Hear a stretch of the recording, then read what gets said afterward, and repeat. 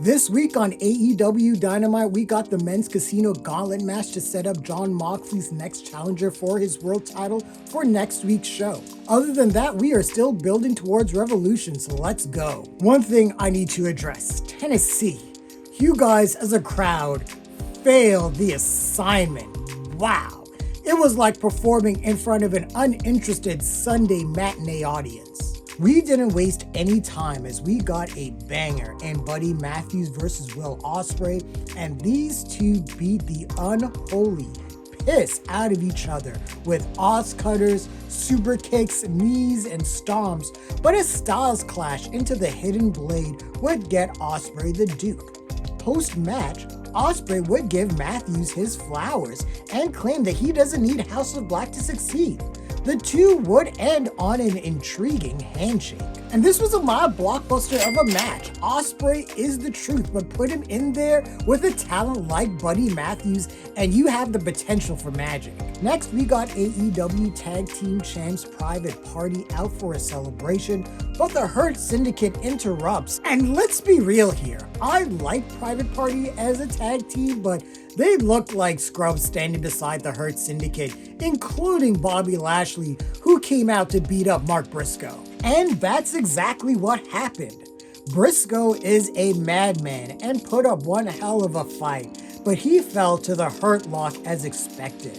Post-match, the Syndicate would initiate a beatdown with Private Party making the save. And this was a fun, hard-hitting match that gave Lashley a bit of a challenge, but at the end of the day, this was all about making Lashley and the Hurt Syndicate look dominant and mission accomplished.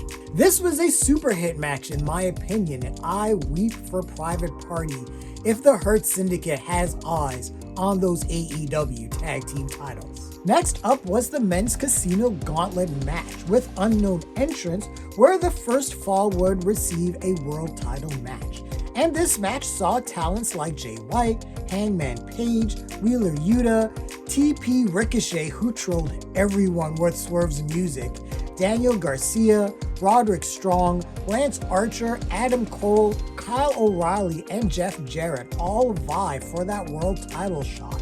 But it was my boy, Powerhouse Hobbs, who came in at number 7 that took control of the match, and after devastating some bodies, would plan KOR with a nasty spine buster for the surprising victory.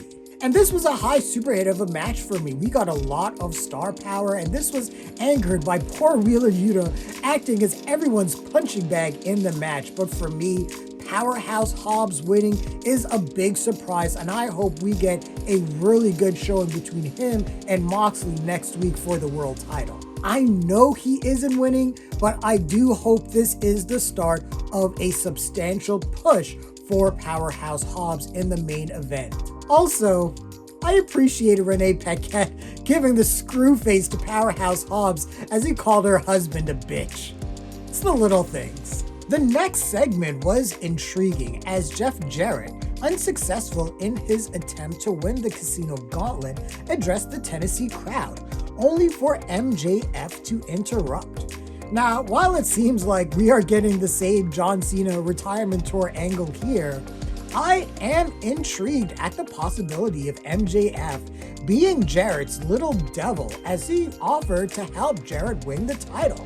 Double J refused, but this definitely felt like the start of an angle rather than the end of one. After a reminder of Darby Allin being taken out by the Death Riders, Cope came out for a promo basically stating that based on all of his past injuries, there isn't anything the Death Riders can do to him.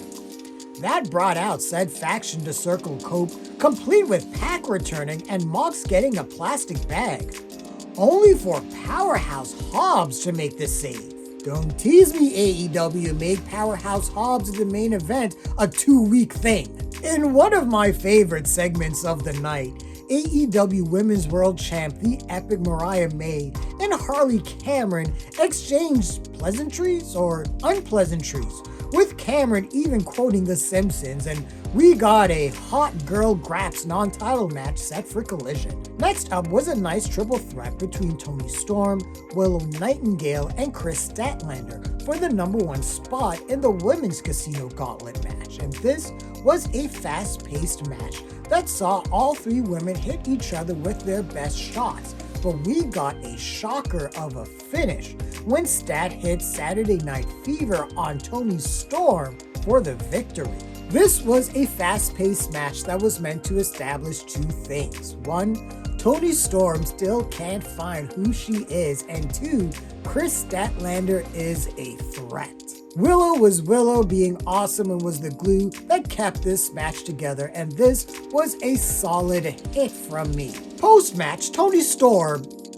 So, we're pretty much doing the Cactus Jack lost in Cleveland angle with Toni Storm, aren't we? And if this doesn't end with a Superman 3-like climactic battle between Timeless Toni Storm and Rocker Toni Storm, I will be sorely disappointed. We ended the night with Kenny Omega out for his major return to the company after his match of the year contender against Gabe Kidd at Wrestle Kingdom. Omega got into his diverticulitis diagnosis that took out 2 feet of his intestines, and as someone with Crohn's disease, I feel that pain. Omega wasn't sure if he would return to the ring, but he returned to AEW to be the best version of himself, not a grappler looking for money or power.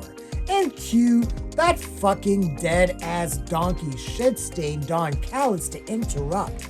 But what I loved was that Omega didn't even hesitate. He went on the attack immediately. Of course, this would bring out Kyle Fletcher, Lance Archer, and Brian Cage, but what do we have here?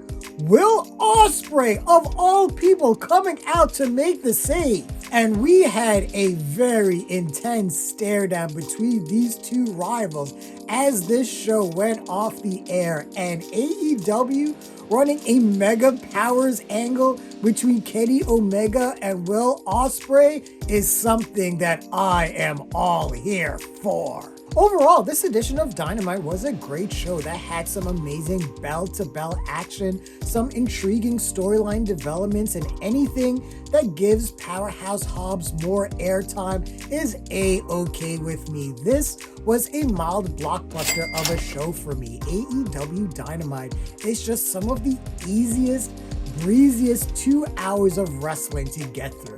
This was a great show, shitty Tennessee crowd notwithstanding. Next week, we get Powerhouse Hobbs versus Jon Moxley for the AEW World title, and I am excited for that match. Just give Powerhouse Hobbs a decent showing. That is all I ask. But those are my immediate thoughts and feelings on AEW Dynamite. What did you guys think of the episode? Share your thoughts, leave your comments, like the video, subscribe to the channel, and don't forget to hit that bell icon so you can get notifications as well. Thanks a lot, everyone. Take care.